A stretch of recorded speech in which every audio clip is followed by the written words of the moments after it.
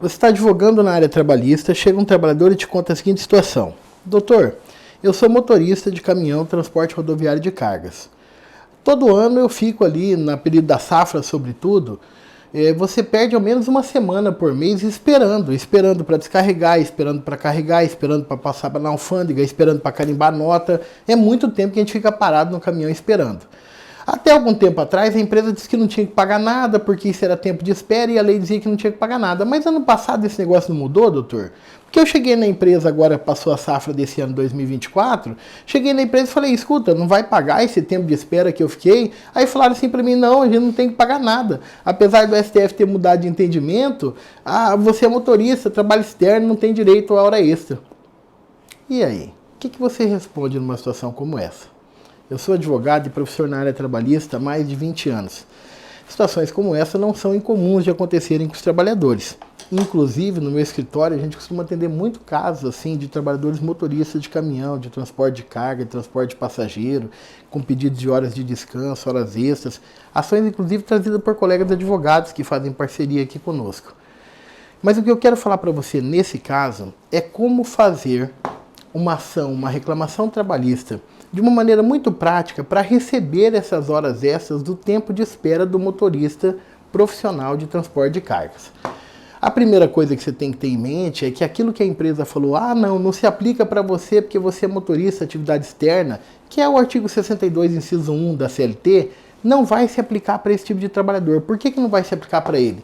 Porque ele tem uma lei específica, que é a Lei 13.103 de 2015, e que essa lei diz que é direito do motorista ter a sua jornada de trabalho controlada. A partir do momento que você esclarece isso para o juiz, você começa a ação esclarecendo esse ponto, que é o grande ponto controvertido. A partir do momento que você esclarece isso, o que você vai reclamar? Você vai dizer assim, excelência, tem que aplicar nesse caso o entendimento já pacificado pelo Supremo Tribunal Federal, lá na ADIM 5322, que foi julgado em julho do ano passado.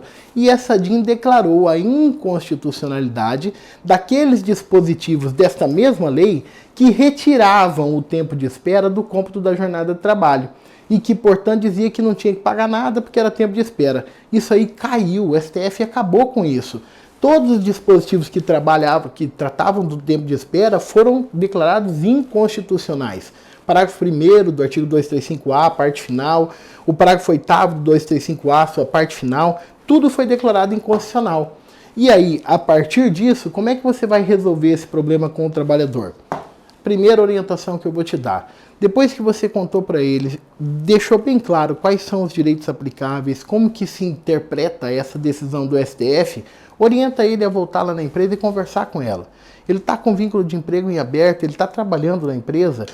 Toda vez que um trabalhador está trabalhando, por mais que não tenha nenhum problema ele exercer o direito de ação, ele propor uma reclamação trabalhista estando trabalhando, a gente orienta que primeiro ele tente achar uma composição amigável com o seu empregador.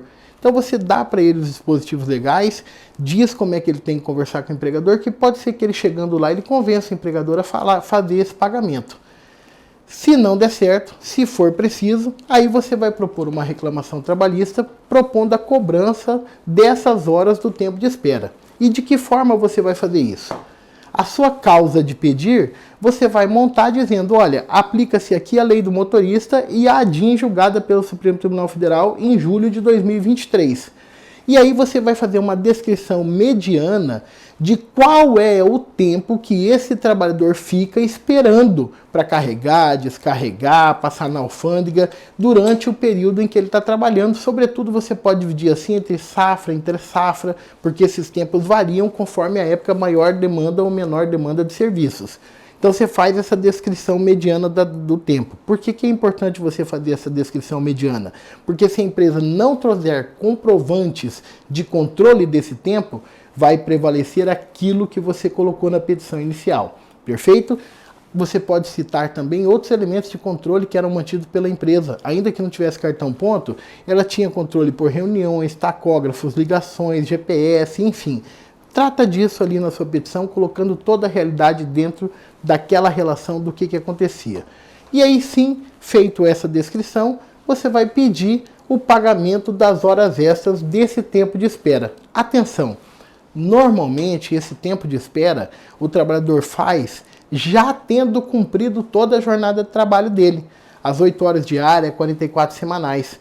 Portanto, normalmente, agora, esse pagamento do tempo de espera não vai ser pago só a hora cheia. Vai ter que pagar a hora com adicional de 50%, porque o normal é que isso seja computado como hora extra, se ele já tinha sua jornada de trabalho toda comprometida estando dirigindo durante aquela semana, perfeito? Então você vai pedir o tempo de espera também como hora extra. E o detalhe, fique ligado, não houve modulação dos efeitos daquela decisão do STF. Você pode pedir tanto o que foi pago, o que teria que ter sido pago agora na safra 2024, quanto o tempo de espera dos últimos 5 anos. Porque a DIN produz seus efeitos ex tunc, ela retroage no tempo, como se aquela lei nunca tivesse existido. Então dá para cobrar os últimos 5 anos que ainda não estão prescritos. Você conhecia esse direito? Conhece algum advogado que está advogando na área trabalhista? Manda esse vídeo para ele, pode auxiliar ele na hora de pedir o direito dos seus clientes, dos seus representados. E é claro, vem fazer parte desse movimento. Vamos compartilhar o conhecimento para ajudar outras pessoas. Até a próxima.